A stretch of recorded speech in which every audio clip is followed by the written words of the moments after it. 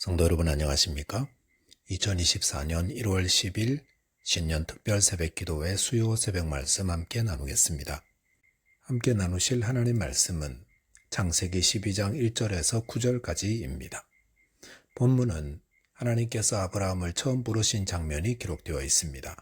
본문을 통해서 하나님의 복은 떠남으로 시작되고 순종으로 누리게 됨에 대해서 묵상하겠습니다. 첫째 묵상할 내용은 하나님의 복은 떠남으로 시작된다 라는 것입니다.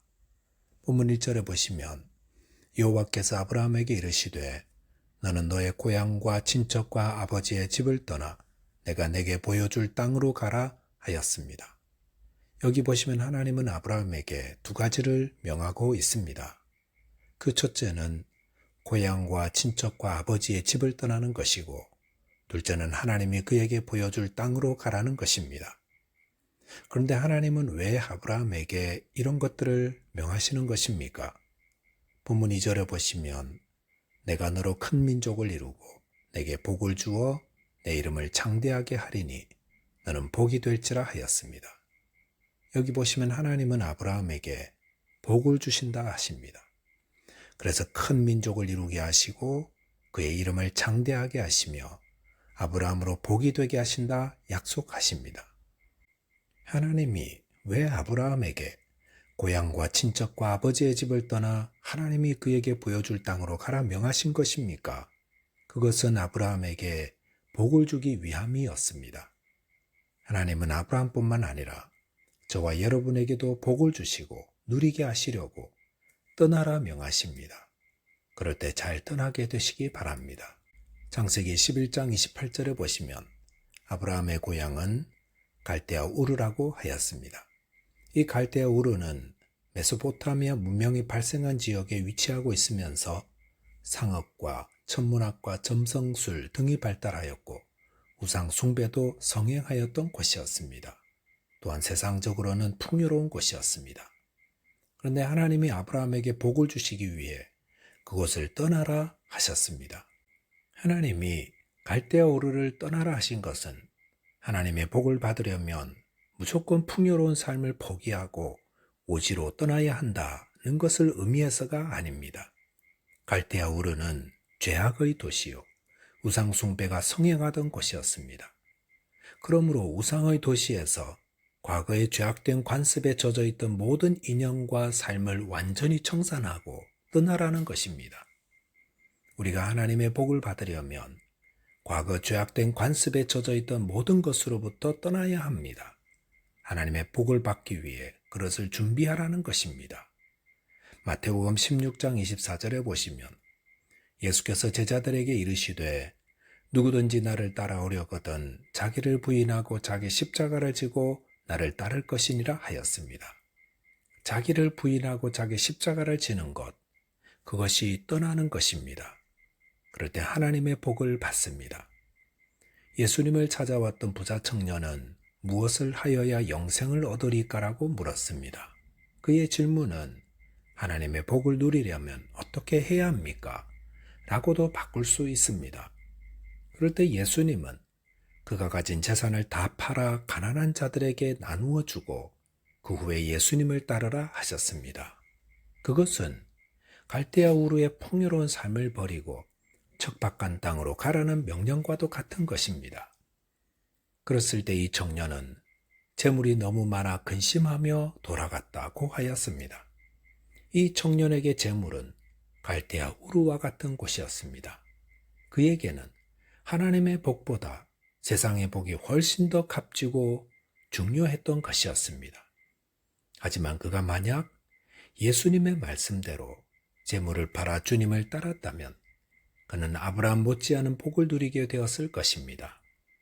하나님은 저와 여러분들에게 복 주시기를 원하십니다.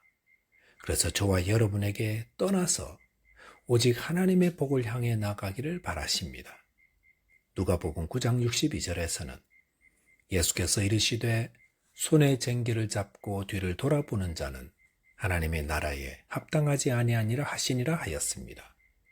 쟁기를 잡은 자는 밭을 가는 데 집중해야 합니다. 그런데 세상의 영광과 풍요와 안락을 바라며 뒤돌아보는 자는 하나님 나라에 합당하지 않습니다. 저와 여러분이 하나님이 주시는 복을 누리기 위해 죄악된 관습에 젖어 있던 모든 것으로부터 잘 떠나는 자 되시기 바라겠습니다. 둘째로 묵상할 내용은 하나님의 약속은 믿음과 순종으로 받아 누린다는 것입니다. 본문 4절에 보시면 이 아브라함이 여호와의 말씀을 따라갔고 롯도 그와 함께 갔으며 아브라함이 하란을 떠날 때에 75세였더라 하였습니다. 오늘 본문 보시면 아브라함은 여호와의 말씀을 따라갔다고 하였습니다. 하나님의 말씀을 따라가는 것, 그것은 믿음입니다. 아브라함이 고향을 떠날 수 있었던 것, 그것은 믿음 때문이었습니다. 즉 하나님이 그에게 복을 주시고 복의 통로가 되게 하겠다는 그 하나님을 신뢰함으로 하나님이 하신 말씀을 따라갔던 것입니다. 믿음이란 하나님의 약속의 말씀을 따라가는 것입니다. 그런데 아브라함이 하나님의 약속의 말씀을 따라 떠날 때에 그의 나이 75세라고 하였습니다. 나이가 들수록 이사는 반갑지 않은 겁니다. 그런데도 아브라함은 그 말씀을 따라 떠났습니다. 더구나 하나님이 떠나라 하실 때 아브라함은 어디로 가야 할지 구체적으로 목적지도 모르는 상태였습니다. 그 말은 일평생 떠돌이로 다닐 수도 있다는 말입니다. 그런데도 기꺼이 아브라함은 떠났습니다.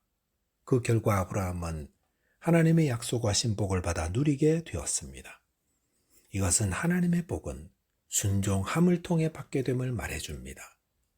노아도 순종을 통해 하나님의 복을 누렸습니다. 그는 하나님이 이 땅을 물로 심판하실 것이라는 말씀을 믿었습니다. 그리고 방주를 준비하라는 말씀에 순종하였습니다. 그런데 이 방주를 짓는데 그 크기가 얼마나 큰지 길이는 축구장보다 길었습니다. 당시에 그만큼 큰 배를 지은 사람은 아무도 없었습니다. 더구나 하루 이틀에 이 배를 지을 수 있는 것도 아닙니다. 노아가 배를 지어본 경험이 있었던 것도 아닙니다. 그런데도 노아는 하나님 말씀에 온전히 순종했고 그 결과 하나님의 복을 누릴 수 있었습니다. 믿음과 순종은 늘 함께 다닙니다. 그래서 하나님을 믿는 자는 하나님 말씀에 순종하게 되고 그 결과 하나님의 복을 누리게 됩니다. 그런데 그 순종의 삶은 계산해보고 결정하는 것이 아니라 결과나 환경과 여건이 어떠하든 따르는 겁니다. 본문 6절에 보시면 아브라함이 그 땅을 지나 세겜 땅 모래 상수리 나무에 이르니 그때 가나안 사람이 그 땅에 거주하였더라 하였습니다. 아브라함이 약속의 말씀을 믿고 그 먼 거리를 이주해서 약속의 땅에 왔습니다. 그랬더니 그 땅에 이미 가나안 사람이 거주하고 있었다고 했습니다.